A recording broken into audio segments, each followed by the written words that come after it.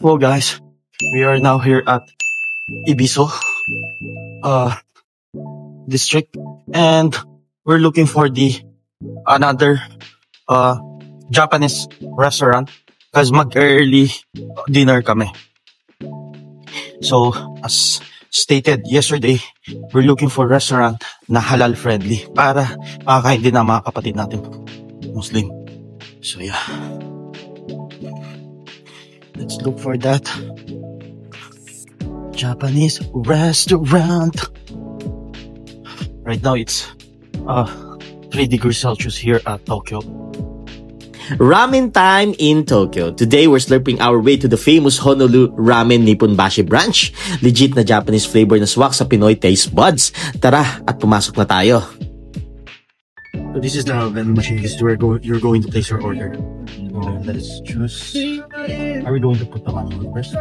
Choose someone siguro. Inside the money first? Into the money. I'm sorry. Okay.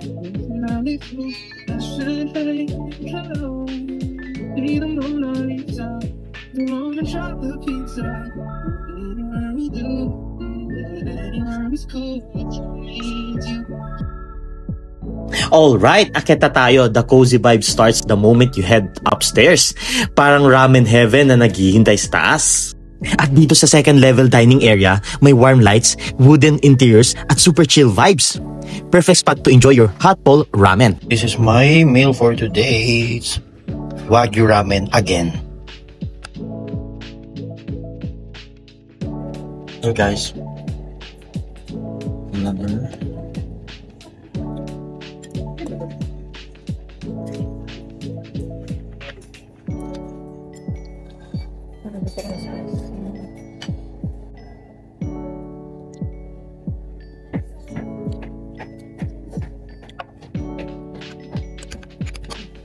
Double it. Thank you. Thank you.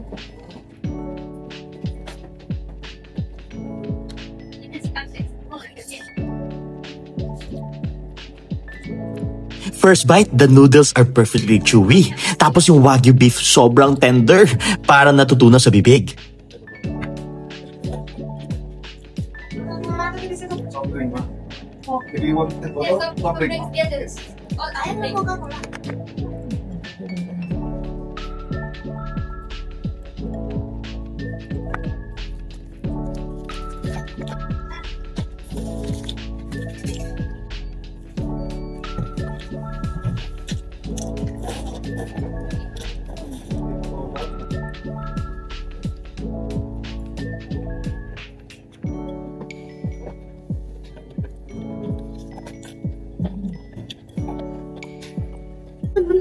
Another bite and wow, the flavors just keep getting better. Every slurp with that Wagyu beef is pure heaven.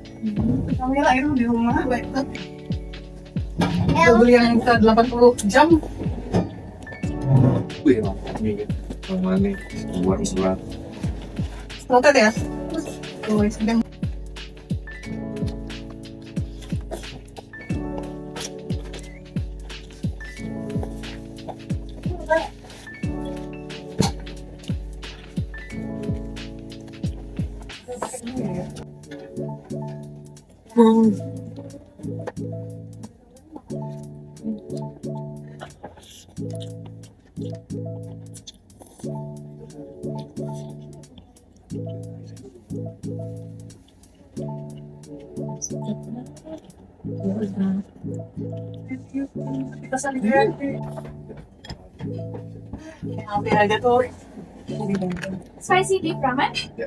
Spicy fried chicken and beef ramen. Thank you.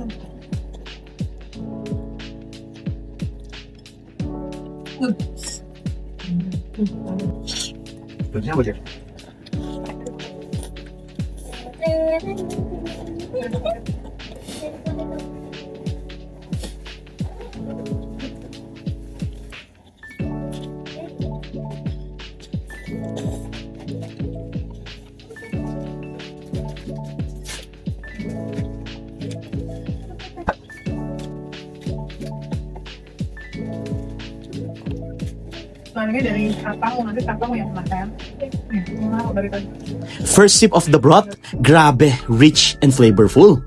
One slurp and you know, legit Tokyo ramen experience ito.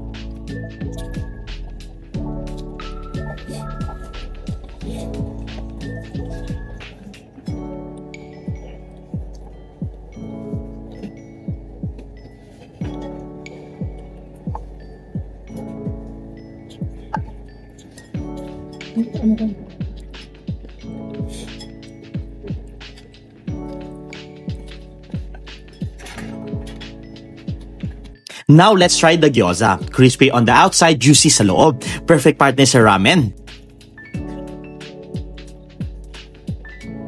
Oh, we are now here at Shibuya Crossing, Tokyo, Japan. No, God. Kaya Python 4%.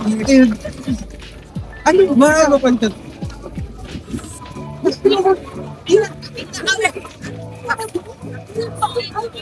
Tingnan mo yung ano niya. Ayan na tayo mo. Ayan tayo mo. Nagugulo sa Japan.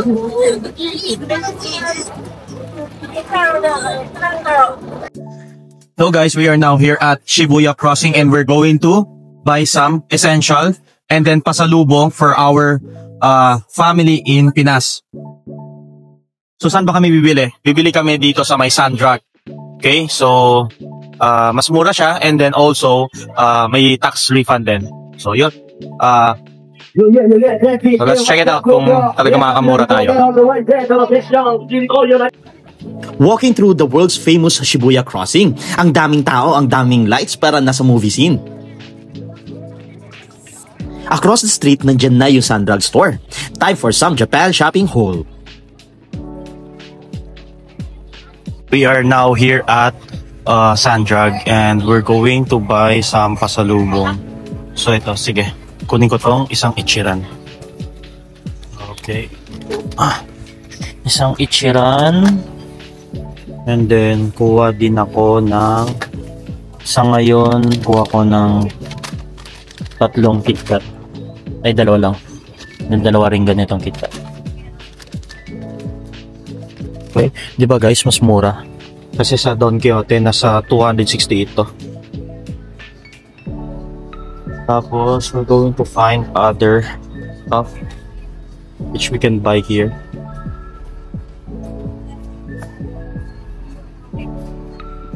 Gahanap ako sunscreen.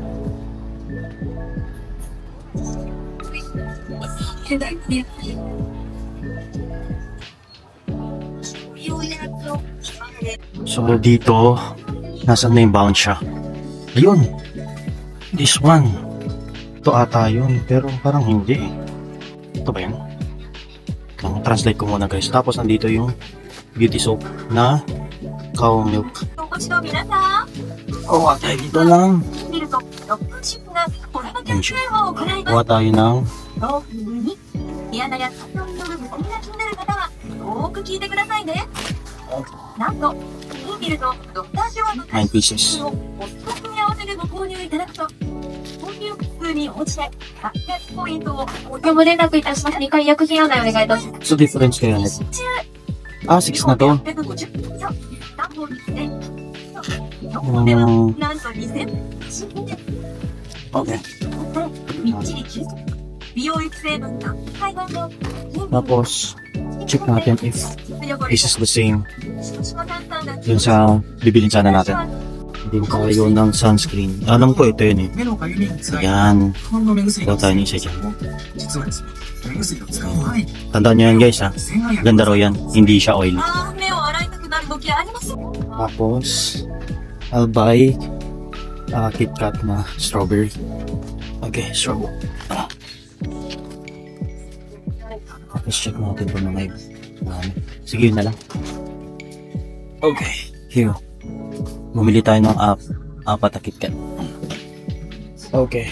Tapos guys, ito. Bibili tayo ng lotion. Maganda raw to. Wala siyang masyadong amoy.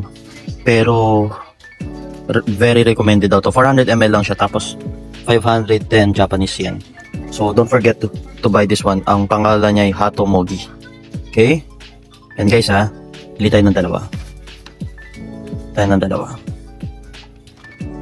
Okay? Okay, all good na. Pampaputi daw ng singit. Ay nako. Bibilin ba natin to? Okay. Grabe, what a day here in Tokyo. Started with super sarap na ramen, tawid sa sikat na Shibuya Crossing, tapos ending sa shopping galore sa Sandrag. Japan, you never fail to amaze me. Don't forget to follow me here for more travel content and food trip adventure. So that's all for today guys, and see you on my next travel vlog.